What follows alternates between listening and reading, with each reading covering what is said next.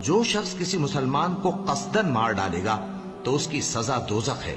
जिसमें वो हमेशा जलता रहेगा, और अल्लाह उस पर गजबनाक होगा और उस पर लानत करेगा, और ऐसे शख्स के लिए उसने बड़ा सख्त अजाब तैयार कर रखा है। मोमिनो,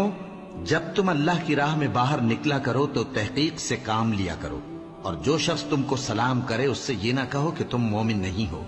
कि उससे तुम्हारी गरज ये हो कि दुनिया की जिंदगी का फायदा हासिल करो। सो अल्लाह के पास बहुत सी गनीमतें हैं, तुम भी तो पहले ऐसे ही थे,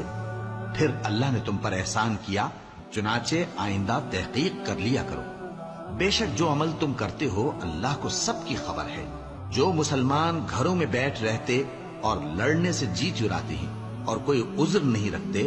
वो और जो अल्लाह की राह में अपने माल और जान से जिहाद करने वाले दोनों बराबर नहीं हो सकते।